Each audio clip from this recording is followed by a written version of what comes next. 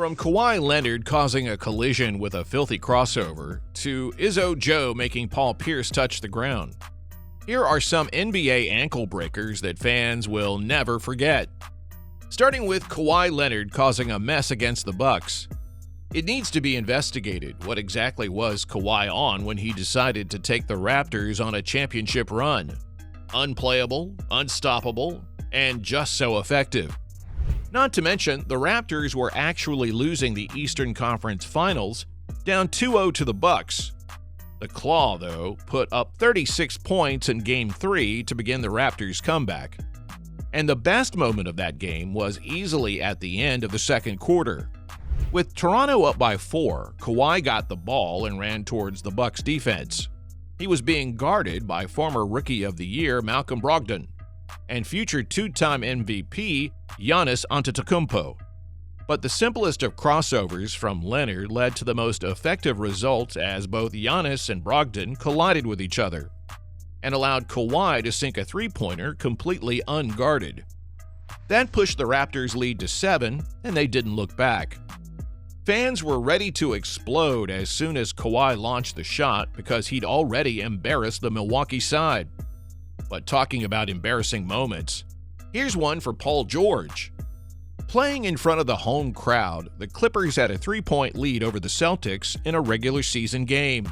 With less than 17 seconds of regular time remaining, George knew what was at stake, though.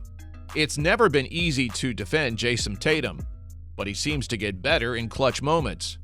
So George had no intentions of letting Tatum take an easy shot. But with Tatum driving towards him on the perimeter, he delivered a crossover which PG definitely didn't expect, causing him to fall in a heap on his backside. Credit where it's due. Despite the embarrassment, the Clippers star immediately got back on his feet, trying his best to get a hand on Tatum's shot, but it was already on its way to the net. The Clippers head coach called timeout, and it was a timely one because George needed a minute there. But at least Tatum's not that good from that range, right? So it's not extremely hard to defend him on the perimeter. The question is, how do you defend someone like Damian Lillard, who almost never misses a three? That's a question that Alfonzo McKinnie certainly can't answer. After all, I don't think anyone should blame him. He did his best, okay? The plan from Steve Kerr was clear. Stay tight on Lillard. Don't let him shoot even if he's near the logo. McKinnie did just that. But what he did not account for were the extremely quick handles and footwork from Dame. And within a split second, he was on the floor as the Blazers star went the other way. McKinnie was still on the floor by the time he launched the three-pointer. And I don't need to tell anyone what happened next. Yep, nothing but net from the serial ankle breaker. But he's not the only one with that tag. James Harden has broken a fair few ankles throughout his career.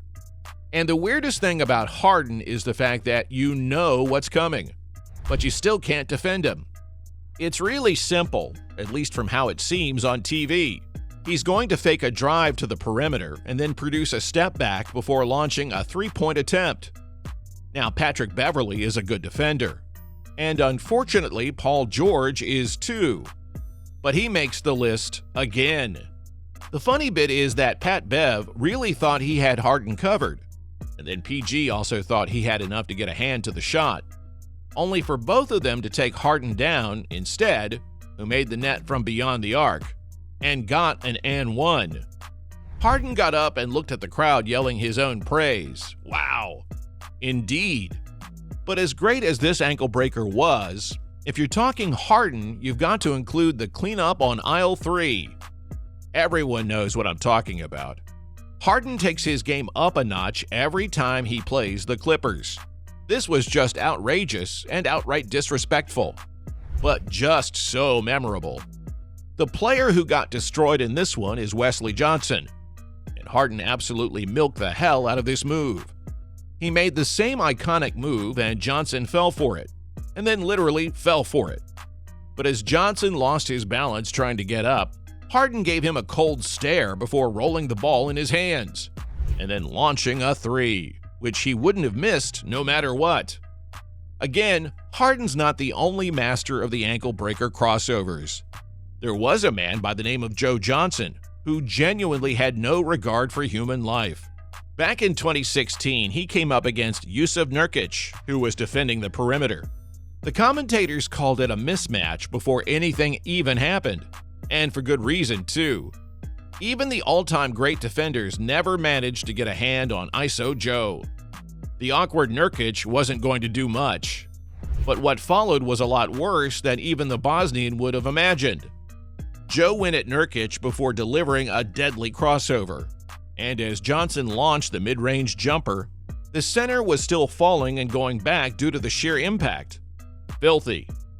Talking about mid-range jumpers, how about Kyrie Irving and his demonic handles destroying someone in an All-Star game? The someone being the unfortunate Brandon Knight, of course. Kyrie was a young star back then, and he was also looking to impress the NBA. Of course, now the world knows better than to fall for his crossovers. Not that it helps, they just let him score instead. But Knight also wanted to make an impact, and he really thought he could take Kyrie on. He thought wrong.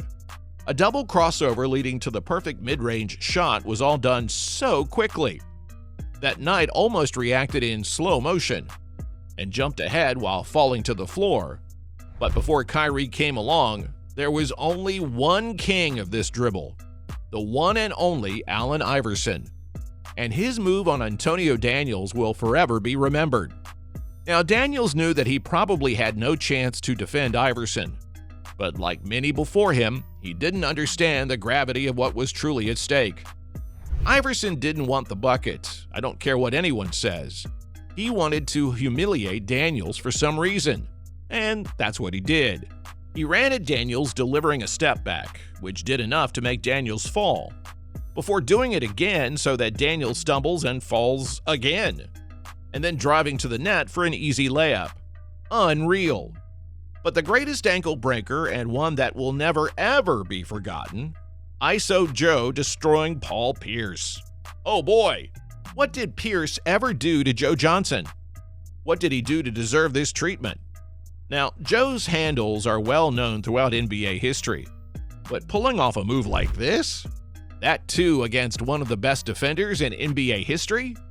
I don't know what to say. Joe literally dribbled the ball on the floor right in front of Pierce, baiting him to come and take a touch.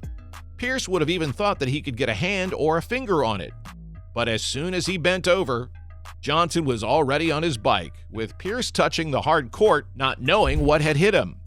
The best part about this move was the reaction from the Celtics bench, who just glared at Johnson, not knowing what to say. Unbelievable. And that's all I have on the NBA ankle breakers that fans will never forget.